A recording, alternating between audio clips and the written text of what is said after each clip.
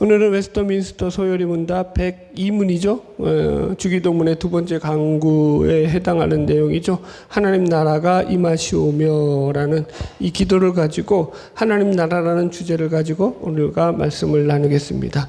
우리가 지난 시간에 나눴죠. 주기도문은 세 개의 당신 기원과 또 세 개의 우리 기원으로 이 두 부분으로 이루어져 있다. 그래서 우리가 이제 당신 기원에 해당하는 하나님의 이름과 하나님의 나라와 하나님의 뜻에 대해서 이제 우리가 지금 나누고 있어요. 그래서 지난 시간에 하나님의 이름에 대해서 나누었고 오늘은 하나님의 나라를 주제로 해서 말씀을 나누려고 합니다. 자, 우리 102문 읽고 같이 읽고 문하고 답을 같이 읽고 이제 내용을 들어가 볼게요. 102문 두 번째 강구에서 우리는 무엇을 위해서 기도합니까? 답, 나라가 임하시오며라는 두 번째 강구에서 우리는 사탄의 왕국이 파괴되고 은혜의 왕국이 진전되며 우리 자신과 타인이 그곳에 이르고 그 안에서 보존되도록 그리고 영광의 왕국이 앞당겨지도록 기도합니다. 예. 딱 적당해요. 너무 길어도 이거 시간이 많이 걸리고 너무 짧아도 너무 이제 해석할 게 없는데 이게 참 똑똑한 사람들인 것 같아요. 웨스트민스터 소요리 문답을 만들었던 목회자들이 적당하게 줘가지고 한 시간으로 우리가 다루기에는 딱 적당한 그런 주제예요. 첫 번째 그래서 우리가 이제 다룰 주제가 뭐냐면 하나님 나라의 정의예요. 먼저 구약적인 정의를 다루고 두 번째 이제 성경적인 정의를 다루려고 해요. 첫 번째 구약의 하나님 나라의 개념이에요. 구약에서 하나님 나라에 대한 개념은 영토에 대한 개념이 강하다. 그러니까 나라를 생각하면 보통 우리는 상권 분립을 생각하잖아요. 나라라는 게 그죠? 행정부가 있고 입법부가 있고 사법부가 있어서 그죠? 국회가 있고 그 다음에 또 행정위 대통령이 있었고 또 입법부에서는 또 법을 만드는 국회가 있고 사법부에서는 법을 집행하는 또 이제 그죠? 법원이 있어가지고 이렇게 이제 나라가 돌아가는 그런 것을 생각하는데 이런 나라가 아니라 여기서 말하는 나라는 그러니까 보통 국가의 3요소라고 하는 영토와 국민과 주권 이렇게 말하거든요. 그래서 여기서 말하는 이 성경의 쪽이 말하는요 나라는요 이 통치에 관한 나라거든요. 그런데 이제 구약에서는 그 나라의 개념이 영토에 대한 개념으로 아주 강하게 자리 잡고 있어요. 제가 이제 예를 들어서 야훼에 대한 신간을 썼어요. 읽어볼게요. 근동 지역의 이방 나라들이 각각의 우상들을 신으로 섬겼던 것처럼 이스라엘에서 야훼는 이스라엘 민족이 섬기는 민족 신의 개념을 가지고 있었다. 그러니까 물론 여호와는 온 우주 만물을 창조하신 분이지만 구약에서 이스라엘이 생각하는 하나님의 나라는 이러한 우주적 개념이 아니라 이스라엘 자신들의 영토 안에서 그들을 보호하고 인도해 주시는 여호와 유일신의 통치적인 개념이 강했다. 그러니까 이게 자신들이 살아가는 그 땅의 지역 신인 거예요. 여호와의 신을 우주적인 하나님의 신이라는 개념보다. 그래서 예를 들어서 유대인들에게 가나안 땅은 어떤 땅이에요? 하나님이 그들에게 주신 땅, 약속으로 주신 땅. 그래서 젖과 꿀이 흐르는 땅이라고 표현하죠. 젖과 꿀이 흐른다는 땅. 그러니까 그 땅이 하나님의 통치가 이루어지는 땅이라고 생각을 한 거죠. 예를 들어서 재밌는 것이 하나가 뭐냐면 여기 제가 써놨잖아요. 열왕기하 5장 17절에 보면은 나아만이 자신의 문둥병을 고침받고 나서 했던 행동이 뭐냐면은 이스라엘에서 그 수레를 가지고 땅을 갖다가 그 땅에 있는 흙을 가져가려고 하거든요. 보세요. 나만이 이르되 그러면 청하건대 노새 2마리의 실을 흙을 당신의 종에게 주소서. 이제부터는 종이 번제물과 다른 희생 제사를 여호와 외 다른 신에게는 드리지 아니하고 오직 여호와께 드리겠나이다. 이렇게 나와요. 그러니까 왜 흙을 가져가려고 하냐면은 이 흙이 무슨 의미예요? 그러니까 그 자신의 나라로 돌아가도 그 나라의 흙을 가져와 가지고 그 나라의 흙이 뭐예요? 그 나라가 섬기는 신의 상징성을 가지고 있는 거예요. 땅의 상징성을 가지고 있는 거예요. 그래서 그 흙을 가지고 제사를 드리겠다 이렇게 말하는 거죠. 보세요. 왜 지금도 마찬가지잖아요. 유대인들이 왜 그렇게 땅에 집착을 해요? 여러분들 아시잖아요. 여러분들 유대인 이 이스라엘은 이 부동산 투기해가지고 만든 나라라는 거. 그죠? 1차 세계대전이 일어났을 당시에 겨우 그때 인구는요 3만 명 정도에 불과했어요. 그 유대 지역에 살아가는 지금 현재 유대 나라 이스라엘 땅에. 그런데 3만 명밖에 안 됐는데 그 1차 대전이 전후로부터 시작된 팔레스타인 유대인들의 이주 정책이 시작해요. 그래서 서구 유럽에서부터 해가지고 유대인들이 돈을 많이 버는 유대인들이 어떻게 하냐면은 그러니까 자신 돈을 투자하는 거예요. 투자해가지고 거기 지금 이스라엘 땅을 갖다가 그러니까 사가지고 그 땅에 유대인들 자기 동족들을 자꾸 이주시키는 거야.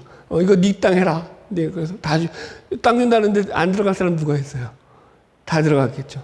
그래가지고 2차 대전 때쯤 됐을 때는 3만 명에 불과했던 게 40만 명까지 늘어난 거예요. 그러면서 그 땅을 다 이제 부동산으로 사버린 거 아니에요.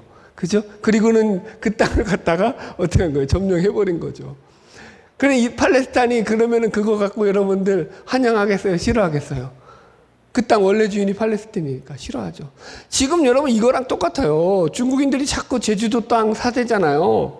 그죠? 그래서 그 제주도를 다 중국인들이 다 샀어요. 그 땅을. 자, 그러면은 제주도를 중국인들이 그 돈 주고 다 샀으면 그거 우리나라 땅이라고 주장할 수 있어요? 없어요? 주권은 우리 건데 실제 주인은 누구 거야? 중국이지. 그러면 싸움이 나겠어요? 안 나겠어요? 싸움 나죠. 땅 가지고 싸움 나는 게 지금 그 얘기하는 거예요, 여러분들. 그러니까 왜 땅에 이렇게 집착하느냐라는 거예요. 이게 하나님 나라를 구약의 개념은 영토적인 개념으로 이해한 거예요. 무슨 개념? 영토의 개념이에요. 토지의 개념이에요. 땅의 개념으로 이해한 거예요. 이거 아주 위험한 거예요, 여러분들. 그래서, 그러니까 구약에는 그런 것들이 많아요. 하나님이 이스라엘을 마지막으로 심판하시는 그 심판, 구약적인 개념에서는 심판이 뭐냐면은 이스라엘 땅이 망하는 거, 이스라엘 땅에서 쫓겨나는 거예요. 바벨론의 포로로 끌려가는 거. 그런 것들을 이제 자꾸 유대인들은 그래서 이 땅에 집착하고 있다. 그러나 예수님이 말씀하신 하나님 나라는 이러한 나라가 아니다. 자, 성경적 하나님 나라의 개념이에요. 첫 번째는 무슨 개념이냐면 하나님 나라는 아까 제가 얘기했죠. 성경적 개념은 첫 번째가 뭐라면 통치의 개념이에요. 누구 통치? 하나님의 통치. 예. 다시 씁시다.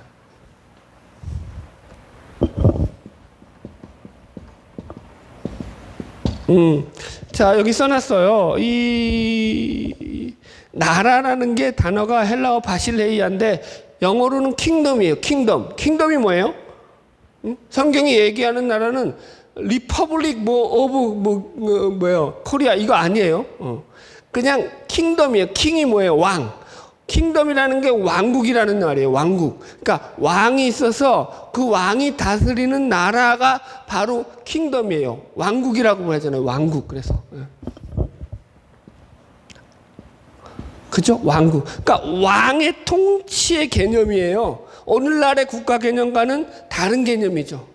그래서 지역, 지리적 개념보다는 통치와 다스림, 왕이 왕권의 개념이 강한 거예요. 그래서 하나님 나라는 하나님께서 통치하신다 또는 하나님의 왕권이라는 의미로 예를 들어 우리 마음을 하나님이 다스려요. 우리 마음을 하나님이 다스리게 되면은 우리 마음에 하나님 나라가 임한 것이 된다라는 거예요. 이해하셨죠? 우리 마음이 하나님 나라가 되는 거예요. 통치의 개념이에요. 두 번째는 하나님 나라는 이 세상에 속한 나라가 아니다.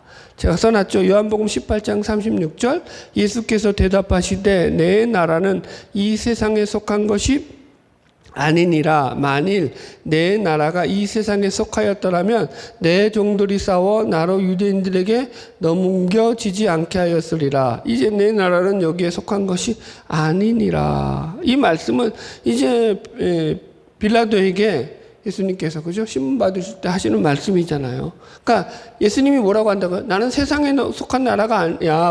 내가 가진 나라는. 그래서 이 나라가 세상에 속하지 않았다라는 것은요. 하나님 나라가 가지는 내용과 가치와 목적이 이 세상이 가지고 있는 철학이나 가치 목적을 따른다 안 따른다? 따르지 않는다. 세상적이지 않다. 나중에도 얘기했지만 세상에서 잘 먹고 잘 사는 것이 하나님 나라에게서는 목적이 될 수 없다. 예. 성경에서 말하는 세상의 두 가지 개념, 이걸 설명을 해야 돼요. 그래서 전 인류를 지배하는 세상이 있고요. 하나님을 대적하는 마귀의 세력을 가리키는 세상이 있어요. 그래서 지금 여기서 말하는 세상은 무슨 세상이에요? 하나님을 대적하는 세력으로서의 세상이에요. 마귀. 그래서 에베소 2장 2절 그때 너희가 그 가운데 행하여 이 세상 풍속을 쫓고 세상의 풍속을 쫓았다는 거죠. 그게 뭐냐면 공중권세 잡은 자를 따른 것이다. 지금 불순종의 아들들 가운데서 역사하는 영이다. 그래서 여기서도 세상 풍속을 따른다는 게 공중권세를 잡은 자를 따르는 것과 같은 표현으로 나와요. 공중권세 잡은 자, 마귀죠, 마귀. 이해하셨죠? 그래서 이 최종적으로 설명하는 게 뭐냐면 이 불순종 아들들 가운데서 역사하는 영이다. 즉 하나님을 불순종하는 세력들을 지칭하는 거예요. 누구예요? 사탄 마귀의 세력들. 거기에 속한 자들이라는 거죠. 그러니까 여기서 세상은 악한 자, 즉 사탄 마귀가 건세를 잡고 있는 영역으로서 이것이 세상의 가치나 정신세계나 문화나 문명 혹은 사상이나 철학을 포함한 모든 사람들이 살아가고 있는 영역 속에서 뿌리 내리고 있는 인간 중심의 인본주의적인 시대 정신이라고 할 수 있다. 그러니까 이 세상은 그래서 사탄의 영역 안에 있다라고 보는 거예요. 예수를 믿지 않는 그런 모든 영역이 시대 정신 가운데서 이해하셨죠? 그래서 이 성경에서 말하는 세상은 하나님을 알지 못하는 차원에서의 세상이고 하나님을 거부하고 대적하는 차원에서의 세상이다. 그래서 여기서 우리 주님께서 우리에게 가르쳐 주신 하나님 나라가 임하시오며라는 이 기도 속에서는요, 하나님의 나라가 임한다라는 것은 뭐냐면 하나님의 나라가 임함으로 이제는 우리가 더 이상 이 세상이 추구하는 세상적인 가치에 매몰되어서 그 세상적 가치를 쫓아가지 않게 된다라는 거예요. 그 기도를 하는 거예요. 이런 기도죠. 하나님 나 잘 살게 해주세요 라고만 외치지 않는다는 거예요. 오늘 계속 시비 걸 건데 어떡하냐. 하여튼간 나가 봅시다. 자, 하나님 나라는 그래서 세 번째가 뭐예요? 내면적이다, 내면적이다. 누가복음 17장 20절로 21절 바리새인들이 하나님의 나라가 어느 때에 임하니까 묻거늘 예수께서 대답하여 이르시되 하나님 나라는 볼 수 있게 임하는 것이 아니고 또 여기 있다 저기 있다고도 못하리니 하나님의 나라는 어디 있다? 너희 안에 있다. 너희 마음 안에, 너희 내면에 있다 이거예요. 그러니까 하나님 나라는 유대인들이 생각하는 것처럼 막 메시아가 와가지고 자기 나라를 군사적으로 해방시키는 그런 세상적인 그런 어떤 눈으로 볼 수 있는 이런 나라가 아니라는 거예요. 땅덩어리 커지는 그런 나라가 아니라 외형적으로 무슨 정치적 군사적 독립을 이루는 그런 나라가 아니라 부강한 뭐 그런 나라가 아니라 여기 있다 저기 있다도 못한다. 그러니까 장수적 개념도 아니라는 거예요. 장수적 개념이 아예 없다라는 게 아니라 여기에 묶여 있지 않다라는 거예요. 그죠? 하나님 나라는 너희 안에 있다. 즉 너희 내면적인 나라다. 너희들의 10년 가운데 하나님의 통치를 너희들이 인정하고 받아들이게 되면 그 가운데 임하는 것이 바로 하나님 나라다. 그죠?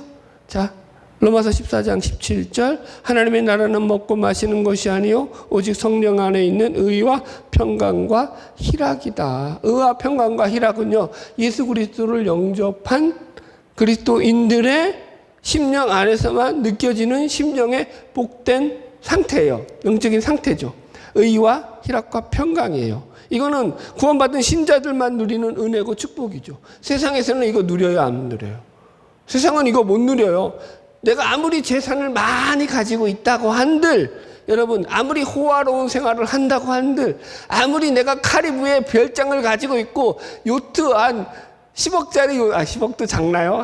몰라, 나 안 타봐서. 10억짜리로 합시다. 그냥 우리 수준에 10억짜리 요트를 가지고 휴가 때마다 거기 있어서 세계 일주를 하는 그런 유람선을 타고 다닌다고 한들 그 안에 성경에서 말씀하고 있는 희락과 평안은 가질 수가 있다 없다? 없다. 이거 분명히 하라는 거죠. 여러분들. 그래서 이거는 우리 믿는 자들만이 누리는 영적인 축복된 상태라는 거예요. 내면적이라는 거예요. 그래서 이런 거죠. 오늘도 저는 여러분 우리 집 사람은요. 그러니까 제가 이제 좀 그러니까 눈치를 보는 거죠. 피곤하면은 또 이제 짜증을 낼까봐 막 그러잖아요. 그러면서 이제 자꾸 쉬라셔라 그럴 텐데 여튼 그러면서 설교 준비도 막 하고 이것저것 막 해야 되니까 정신없이 시간을 보내는 거죠. 그 속에서. 그러면서 막 바쁘고 분주하고 육신적으로는 막 피곤하고 막 그런 것들이 몰려 있지만 그럼에도 불구하고 내 안에서 하나님의 말씀을 준비하고 전하고자 하는 이 시간들을 사용하는 것에 대한 기쁨이 있을까요? 없을까요? 네, 대답 잘하세요. 나 없다 그러면 설교 안 할 거예요. 있죠. 엄청나게 있죠. 여러분들. 우리 아들하고 이제 엊그저께 대화하는데 이랬어요. 아빠 컴퓨터에 모니터를 한번 보면 전부 다 뭘까요? 제 컴퓨터의 모니터는요. 시작부터까지 다 말씀이에요. 다 설교 제목들.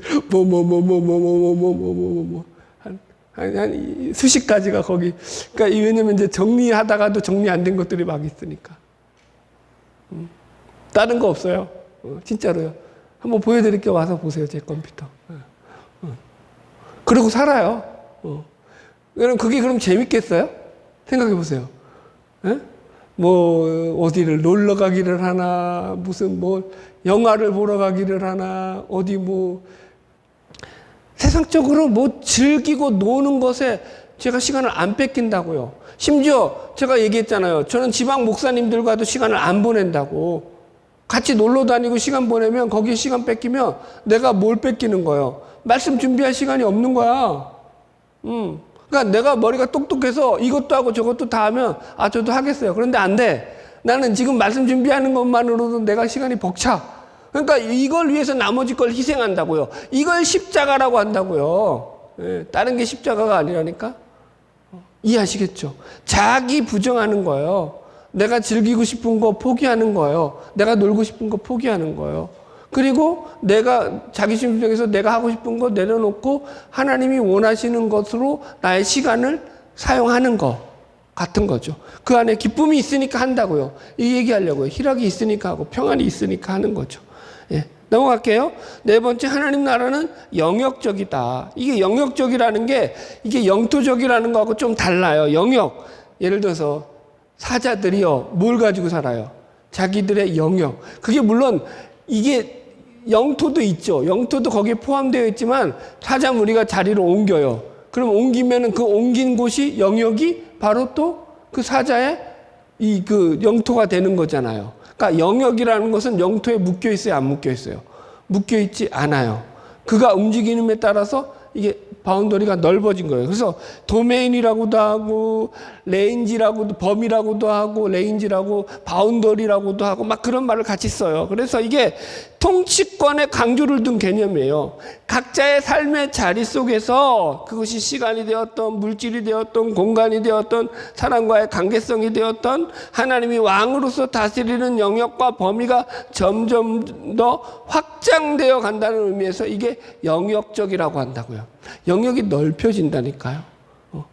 이게 옆으로도 넓혀지고 깊이로도 깊어지고 이게 영역적이라는 거예요. 자, 마태복음 13장 31절 천국 비유에서 이렇게 말하죠. 또 비유를 들어 이르되 천국은 마치 사람이 자기 밭에 갖다 심은 겨자씨 하나 같으니 이는 모든 씨보다 작은 것이로되 자란 후에는 풀보다 커서 나무가 되매 공중의 새들이 와서 그 가지에 깃들 이느니라. 또 비유로 말씀하시되 천국은 마치 여자가 가루 소말 속에 갖다 넣어 전부 부풀게 한 누룩과 같다. 여기 말씀의 포인트가 뭐예요? 전부 다 커지고 확장되고 늘어난다라는 거거든요. 천국이 그렇게 영역적이라는 거예요. 우리 가운데 그렇게 계속적으로 하나님의 나라가 커져간다라는 거죠. 머물러 있지 않아요. 영역적이라는 거. 자, 이해하셨죠? 하나님 나라의 정의 대략 이제 감은 잡으셨죠? 하나님 나라의 정의. 자, 그 다음에 이제 하나님 나라에 대해서 이제 임하는 나라와 세하는 나라 두 나라가 있죠. 그래서 우리는 사탄의 왕국이 파괴되고 은혜의 왕국이 진정되도록 기도합니다. 두 번째 이제 이 하나님의 나라에 대한 이야기인데요. 첫 번째, 임하는 나라, 은혜의 왕국이 진전된다는 거죠. 성경에서 하나님 나라를 설명하고 있는 동사들을 주목해 보라는 거예요. 임하다, 오다, 받다, 들어가다 이런 단어들이에요. 제가 하나씩 써놨죠. 첫 번째, 임하다. 마태복음 12장 28절에 내가 만약 하나님의 성령을 힘입어 귀신을 쫓아내는 것이면 하나님의 나라가 너희에게 어떻게 했다고요? 이미 임했느니라. 임하는 거, 임하는 거. 그죠?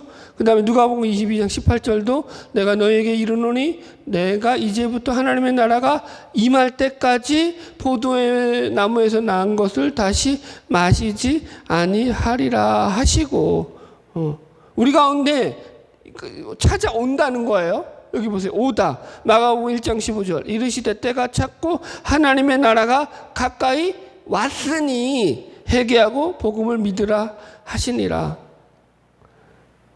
하나님 나라가 우리 가운데, 우리가 하나님 나라로 가는 거예요? 하나님 나라가 우리 가운데 오는 거예요?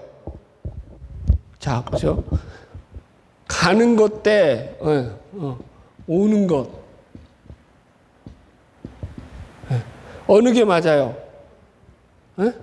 하나님 나라는 우리가 하나님 나라에 천국으로 가는 거예요? 하나님이 우리 가운데 들어오는 거예요? 오는 거예요, 오는 거. 가는 거 아니라고. 가는 거 아니라고. 성경에서 그렇게 얘기하는 거야. 그래서 단어를 전부 다 오다, 밟다, 임하다 이런 단어를 쓰는 거야. 하나님이 들어온다. 하나님 나라가 임한다. 하나님 나라를 우리가 받는 거예요. 여기 보세요. 받다. 고린도전서 15장 50절 형제들아 내가 이것을 말하노니 혈과 육은 하나님 나라를 이어받을 수 있다 없다? 없다. 그러니까 받는다라는 거예요. 유업으로 받다라는 것도 갈라디아서 5장 21절 이런 일을 행하는 자들은 하나님 나라를 유업으로 받지 못할 것이다. 하나님 나라를 받는 거라니까요. 네? 이해하셨죠? 그러니까 들어가는 것은요 별로 안 나와요. 여기 보면 마태복음 21장 31절 써놨어요. 하여튼 내가 진실로 너희에게 이르노니 세리들과 장로들이 너희보다 먼저 하나님 나라에 들어가리라. 그래서 요 구절만 약간 우리가 들어가는 거야. 순례, 그죠? 순례 여정으로 천국길을 향해 나아가는 거, 들어가는 것처럼 그렇게 표현하고 있고, 대부분의 하나님 나라는 어떻게 표현하고 있어요? 하나님이 우리 가운데 찾아오시는 거, 하나님 나라가 우리 가운데 임하는 걸로 들어온다고. 받는 거예요, 받는 거. 그래서 믿음의 수동성을 제가 강조했잖아요. 읽어봅시다. 하나님의 나라는 신자들에게 은혜로 주어지는 것이다. 하나님의 나라는 우리가 만들어가는 것이 아니라 하나님이 주시는 것을 우리가 받는 것이다. 그리고 임한다고 표현을 한다. 우리가 받는 입장이지 만들어가고 세워가는 입장이 아니다. 이거 착각하면 된다, 안 된다? 안 된다. 자, 이스라엘 백성들이 이제 애굽에서 나와서 출애굽에서 하나님의 백성을, 하나님께서 그들을, 이스라엘 백성들을 하나님의 백성 삼을 때 애굽에 10가지 재앙을 내리셨잖아요. 하나님이. 그때 이스라엘 백성들이 그 재앙 가운데서 하나님이 재앙 내리시는데 하나님을 도와가지고 예를 들어서 하나님이 벼락을 내리시는 뭘 할까요? 이거 합시다. 피계입하니까 첫 번째 이제 강을 핏물로 변하게 했잖아요. 우리가 하나님이 강을 피로 변하게 하신다니까 우리가 하나님을 도와가지고 개지들을 잡든지 소를 잡아가지고 그 피를 강물에 흘려가지고 이 나일강이 시뻘겋게 핏물이 되도록 우리가 하나님의 일을 도와야겠다 해가지고 그게 핏물로 변한 거예요? 아니면 하나님이 다 하신 일이에요? 이스라엘 백성들이 조금이라도 10가지 재앙에서 하나님이 하시는 일에 도움을 준 일이 있어요, 없어요? 이해하시겠어요? 다 하나님이 하시는 거예요. 우리의 신앙은 그렇게 이루어진다고요. 우리의 구원도 그렇게 이루어진다고요. 우리는 그냥 그래서 그걸 받는다고 표현하는 거죠. 은혜에 반응한다고 표현하는 거예요. 그래서 우리에게 막 열심을 내고 막 이렇게 하잖아요. 근데 그 열심이 이게 내가 막 그냥 뭐 만들어 가려고 열심을 내면은요, 그거는요, 꼭 사고가 나요. 여러분들, 아셨죠? 교회에서 뭐 하려고 그러지 마세요. 나 그런 거 아주 싫어해. 왜냐면, 그렇게 내가 열심을 내서 교회에서 뭘 하려고 했잖아요. 그럼 뭐가 세워질까요? 내가 여기 했다는 거야. 그러면 자기 의가 거기에서 발동을 해. 그러면 어떤 일이 발생할까요? 그 일에 대해서 자기를 알아주지 않는 것에 대해서 섭섭마귀가 들어가요. 교회 일은 그렇게 하면 된다, 안 된다? 안 된다. 교회 일은 어떻게 하는 거예요? 내가 은혜에 대한 반응으로서 너무 감사해서 그냥 이게 기쁜 거예요. 그냥. 그 거기 속에서 하여튼간 내가 뭘 이루려고 하면 안 돼. 이 교회는 따라하세요. 이 교회는 내가 없어도 잘 돌아간다. 하나님이 세우시는 교회다. 내가 세우겠다고 하면 안 돼요. 아, 그게 또 섭섭하네. 그죠? 그러니까 하니까 우리는 섭섭하지. 아, 그래도 하나님 우리가 좀 뭔가 해야지 되지 않을까? 아니라니까요. 10가지 재앙에서 나타나잖아요. 우리가 뭐 하면 될까요? 안 될까요? 그래서 뭐 그때 만약에 우리가 하나님을 좀 도와줘야겠다 해가지고 돼지 잡고 소 잡아가지고 나일강에 피 뿌리면 될까요? 안 될까요? 안 돼요. 안 돼. 그거 하지 말라는 거예요. 너무 비유가 저렴해서 죄송해요. 자, 넘어갈게요.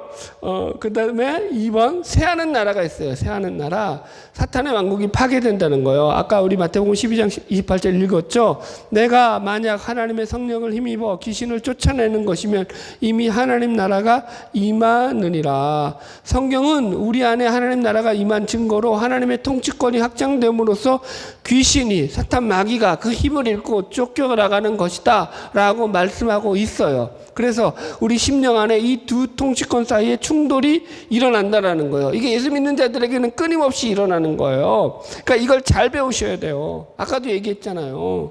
만약에 이 제주도라는 땅을 사고 중국인들이 땅을 다 사버리면은 여긴요, 주권은 누구에게 있어요? 우리나라에 있는데 실제 소유권은 누구에게 있어요? 그렇죠. 중국 사람들한테 있는 거지. 그럼 싸움 나겠어요? 안 나겠어요? 이게 땅을 가지고 주인이 둘이 된 거 아니야. 그러니까 싸움이 나는 거지. 피 터지게 싸우는 거지. 일제 강점기 때 32년 동안, 40년 동안 그놈들이 우리나라 빼앗았을 때 여러분들, 우리 독립군들이 왜 피 터지게 싸웠어요? 우리 땅을 지들 땅이라고 우기니까. 그래 목숨 걸고 싸우는 거지. 그거예요. 지금 예수를 믿는 순간에. 그래서 이걸 영적 전쟁이라고 말한다고요. 예수를 믿지 않는 자들에게는 이런 전쟁이 있어요? 없어요? 예수를 안 믿는 자들은요, 불신자들은요, 싸움이 없어요. 우리 마음속에서 이런 영적인 싸움이 없어요. 마귀와의 싸움이 없다고요. 죄와의 싸움이 없다고요. 갈등이 없어요. 하나님을 믿기 전까지 그들은 다 마귀의 영역에 속한 자들이에요. 이 세상에 속한 자들이에요. 우리는 이 세상에 속하지 않는단 말이에요. 그러므로 우리 안에서는 이 싸움이 아주 이게 치열하게 싸워지는 거죠. 그래서 여러분들 자꾸 이 내 영역 속에서 이 성령이 임하셔가지고 내 영역 속에서 하나님의 통치가 이루어지는 영역이 확장될수록 그 영역은 뭐예요? 마귀가 물러가는 거예요. 그 싸움을 평생 한다니까요. 뭘 할까요? 예를 들어서 내가 죄 짓는 거 한번 해봅시다. 이전에는 죄도 여러분들 한두 가지예요. 제가 내가 한 가지 죄를 안 져요. 뭘 할까? 내가 음란죄를 안 져요. 음란죄를 안 진다고 합시다. 그러면 내가 죄 안 짓는 거예요? 아, 웃기고 있네요, 아주. 다른 죄는 없어요? 죄가 한두 가지예요, 여러분들. 교만죄, 그죠? 교만한 죄는 안 져요? 시기 질투하는 죄 안 져요? 죄가 몇 가지인데요. 여러분 끝도 없다니까요. 그러니까 우리가 영역 싸움이 끝이 없는 거예요. 계속 이런 싸움에서 하나하나를 다 내가 죄를 혐오함으로 마귀의 싸움에서 이런 죄들을 끊어내는 거예요. 그럼 거기 그 영역은 누가 차지하는 거예요? 하나님이 차지하시고 하나님 나라가 임하는 거예요. 그래서 그걸 놓고 기도하라는 거예요. 여러분 뭐 기도할 게 얼마나 많아요, 여러분들. 옛날에는 시간들을 예를 들어서 내 마음대로 썼어요. 내가 살고 싶은 대로 내 시간 내가 사용하는데 누가 뭐라 그래. 노세 젊어서 노세 늙어지면 더 노나니 막 이러면서 내 마음대로 산다는데 누가 뭐래. 그런데 이제 하나님의 영역으로 들어오게 되면 어떻게 되는 거예요? 그 시간들을 내 마음대로 안 쓰는 거라고요. 하나님이 원하는 시간으로 내 시간들을 사용한다고요. 그게 달라지는 거라니까요. 그러니까 이런 거죠. 아까 제가 시비 걸었잖아요. 이 세상에 속하지 않는 거예요. 이 세상은 어떤 거예요? 보세요. 이렇게 설명을 해볼게요.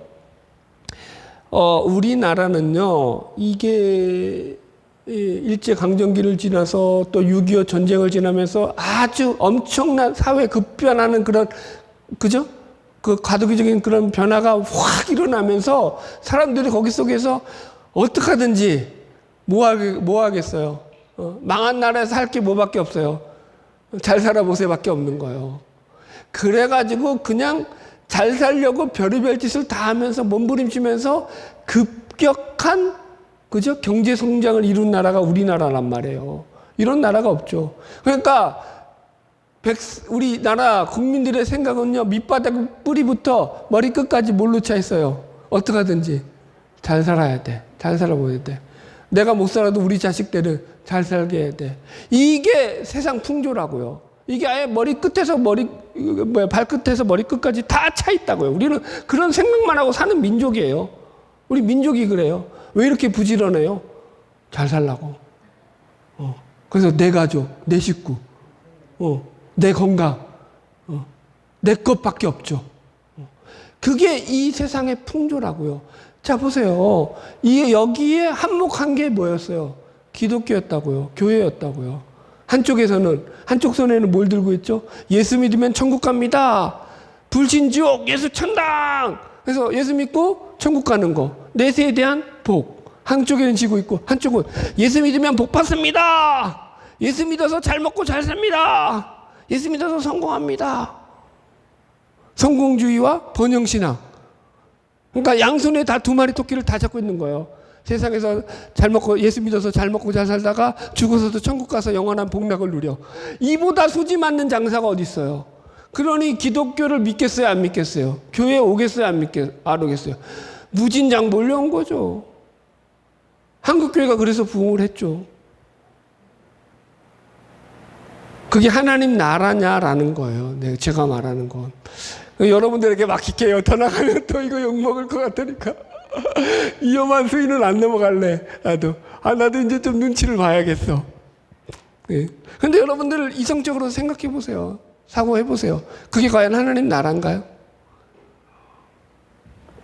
거기에 하나님이 원하시는 나라가 있나요? 하나님의 통치가 있나요? 물론 100% 없다고는 말을 못하죠. 그렇게는 말할 수 없지만 그건 여러분들 우리들이 원하는 세상이지 하나님이 바라시는 세상은 아니지 않을까라고 조심스럽게 여러분들에게 제 의견을 전해봅니다. 자, 넘어갈게요.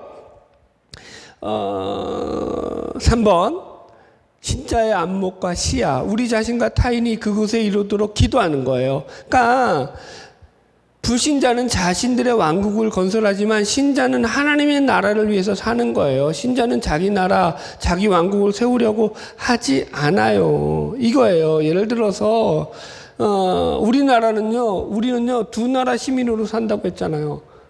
그죠? 하나님 나라의 시민으로 살고 또 이 세상에 속한 세상의 이 나라 백성으로 이 대한민국의 시민으로 산다고요. 국민으로. 그죠? 그래서 우린 두 나라에 살아요. 그렇기 때문에 우리가 보세요. 이 두 나라 시민으로 산다는 것은 내가 예수 믿기 때문에 이 세상 나라의 법은 안 지켜. 이거 이단이에요. 하나님 나라의 법도 지키고 세상 나라의 법도 잘 지켜야 돼요. 여러분들 열심히 살아야 되는 거죠. 그럼에도 불구하고 궁극적으로 우리가 추구하는 나라는 이 세상 나라가 아니라 하나님의 저 영원한 나라예요. 왜냐하면 이 세상 나라는 종말이 있기 때문이에요. 끝이 있기 때문이에요. 멸망하기 때문이에요. 영원하지 않기 때문인 거예요. 그래서 계시록에도 보면은 예수님의 재림 가운데서 이 세상을 심판하실 때 이 세상 나라는 다 끝장을 보는 거예요. 여기에 목을 매면 그래서 된다 안 된다? 안 된다. 그렇다고 시한부 종말론자들처럼 가도 안 된다. 그러니까 조심할 게 아주 많다. 자기 왕국을 세우는 대표적인 이단들. 우리 신천지의 그 이만희 씨가 얼마 전에 그 멋진 카퍼레이드를 벌렸다고 하잖아요. 무슨 대통령 그거 뭐죠?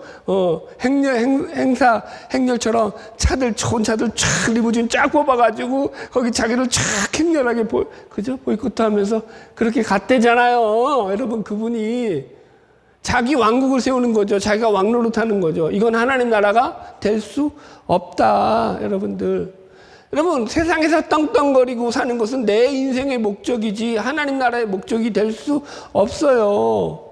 여러분들. 자, 보세요. 제가 가난하게 사는 것이 싫다는 목사들, 이것은 자신들의 나라이지 하나님 나라가 아니다라고 써놨어요.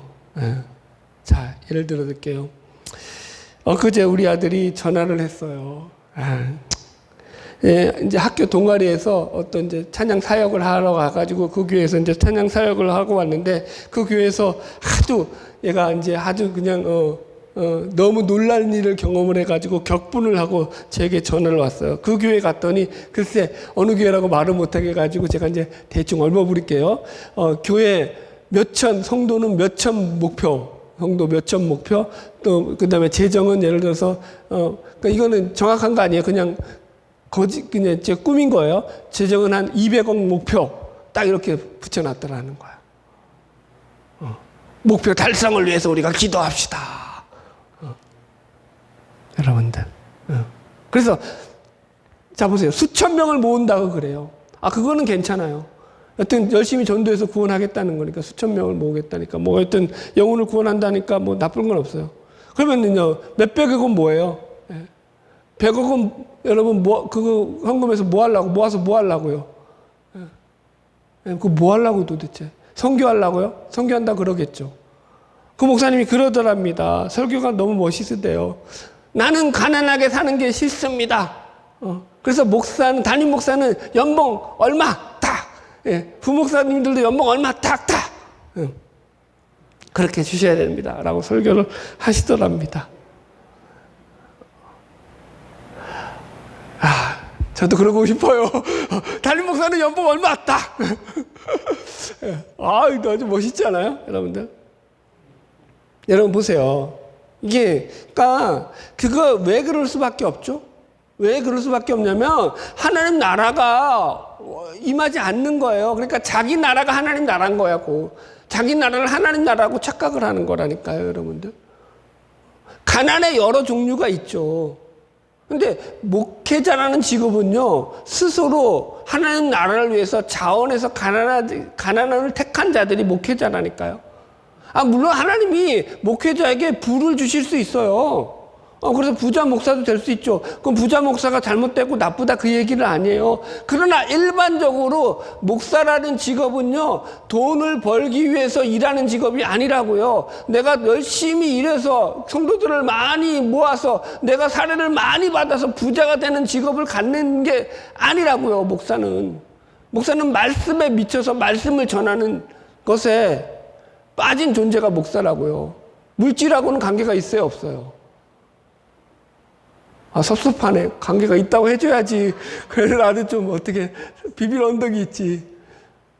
근데 관계가 없다고요. 관계가 없다고요, 여러분들. 맨날 목사가 이러니까 참 설교를 이러니 진짜 나도 속상해. 여튼 보세요. 그러니까 이걸 잘못 아는 거예요. 하나님 나라를 잘못 알고 있다니까요. 하나님 나라를 위해서 내가 하나님이 안에서 내가 하나님이 나를 다스려야 되고 뭘 내가 내려놔야 되는지를 모르는 거예요, 여러분들. 이 안목이 없는 거죠. 고린도후서 8장 9절 보세요. 우리 주 예수 그리스도의 은혜를 너희가 알거니와 부유하신 이로써 너희를 위하여 가난하게 되심은 그의 가난함으로 말미암아 너희를 부유하게 함이라. 예수 그리스도께서 우리를 부유하게 하시려고 가난하게 됐다라고 해요. 예수님의 제자라며, 예수님을 닮아간다며. 근데 왜 자신들은 가난해지려고 하지 않고 부유하려고 하냐고. 자신들의 가난함으로 다른 사람들을 부유하게 해준다고 예수님은 그러셨는데. 라고 감히 이연사고 시비를 한번 걸어봤습니다. 넘어갈게요. 4번. 하나님께서 자기 백성을 지키신다. 그 안에서 보존되도록 기도합니다. 하나님 나라에 이상이 있어요. 그것이 뭐냐면 하나님께서 우리 가운데서 이루시는 은혜의 왕국이라는 거죠. 이사야서 11장이 대표적인 예요. 이사야서 11장 6절로 9절. 그때에 이리가 어린 양과 함께 살며 표범이 어린 염소와 함께 누우며 송아지와 어린 사자와 살찐 짐승이 함께 있어 어린 아이에게 끌리며 염소와 곰이 함께 먹으며 그것들의 새끼가 함께 엎드리며 사자가 소처럼 풀을 먹을 것이며 것이며 젖먹는 아이가 독사의 구멍에서 장난하며 젖된 어린아이가 독사의 굴에 손을 넣을 것이다. 기가 막히죠. 이게 이제 옛날에 제가 불렀던 복음성가 있거든요. 근데 처음 들어보신 분들 계신데 신앙생활 좀 하신 분은 알죠. 사막에 샘이 넘쳐 흐르리라.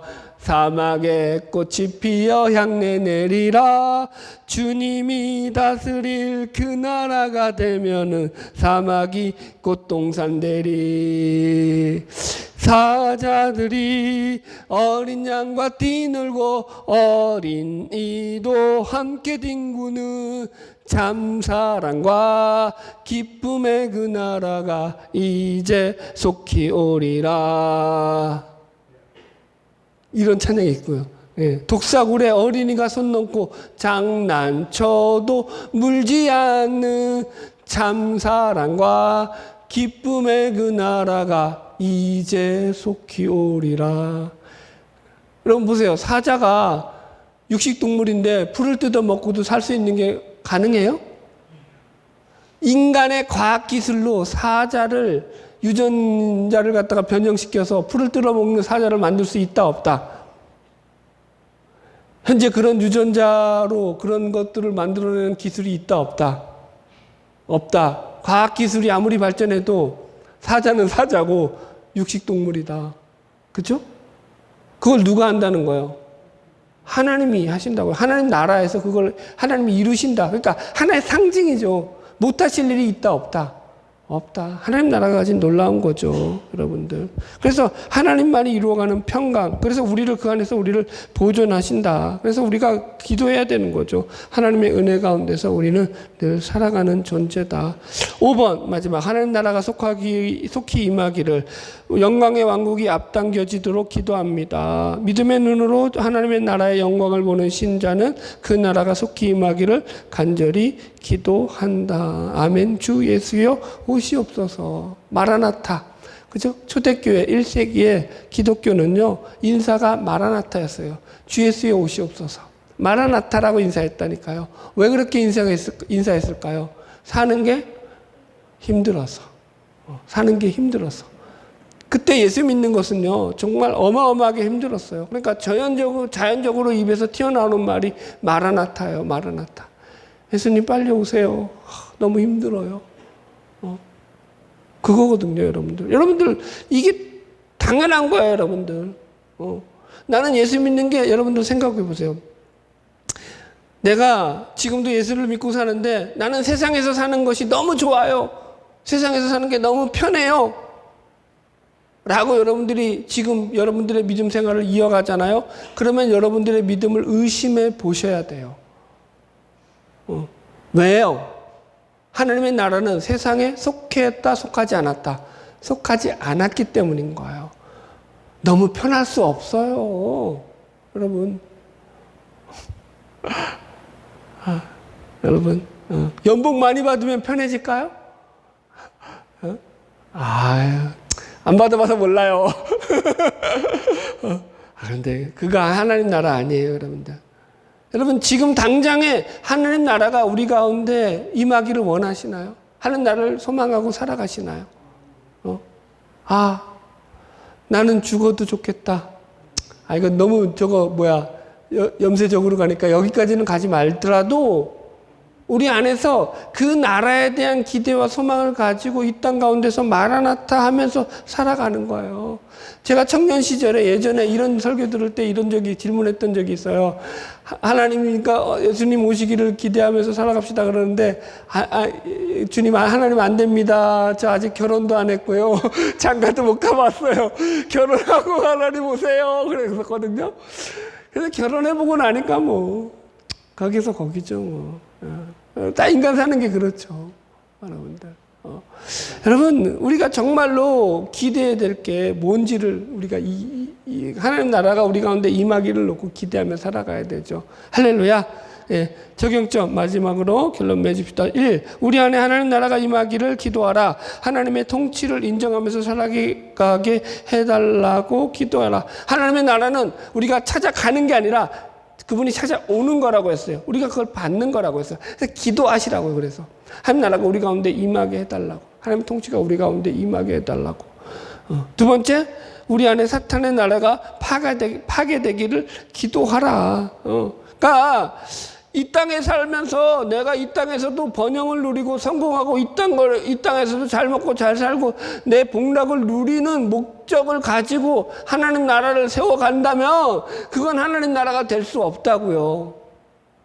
죄송하지만 그게 양립이 안 돼요. 저도 양립되면 좋죠. 여러분 가난한 걸 누가 좋아하겠어요? 가난한 거 좋은 사람 손 들어보세요. 예. 아무도 없죠. 아무도 없죠. 그러니까 누구나 다 잘 살기를 원해요. 누구나 다 세상에서 내가 성공하기를 원하고 세상에서 누리고 살기를 원하죠. 그러니까 열심히 일하고 사세요. 그리고 성실하게 사세요. 하나님이 여러분들을 굶기시지 않아요. 물론 하나님이 특별하게 그 사람을 연단시키기 위해서 가난으로 몰고 가는 경우가 없지 않아 있긴 있어요. 그러나 그건 아주 흔치 않는 경우예요. 하나님 우리에게 그렇게 모질게 안 하세요. 아주 그냥 뭐라고 할까요? 대부분 보면 가난의 원인들은요 주로 이거예요. 자신이 게으르거나 자신이 어떤 개인적인 잘못된 행동을 해가지고 투자를 잘못한다든지, 그죠? 뭘 잘못해서. 그 다음에 세 번째가 나쁜 사람을 만났을 때, 사기를 당하거나 이런 것들 했을 때. 그러니까 이런 것들을 통해서 가난이 오는 거고, 그러니까 어떤 그런 여러 가지 가난의 이유가 여러 가지 있지만, 여러분들, 그게 하나님 나라와 직접적인 연결은 되어 있지 않다라는 거예요. 거기 속에서 우리는 그런데 많이 착각을 게 내가 잘 살면 하나님 나라가 부유해지는 거고 내가 못 살면 하나님 나라가 가난해지는 것이라고 생각한다고요. 그렇지 않다고요. 그걸 좀 잘 분별하시라고요. 그래서 오늘은 제가 그걸 그러니까 하나님 나라를 이렇게 설명하는 목사도 없을 거예요. 워낙 여러분들에게 하여튼간, 예.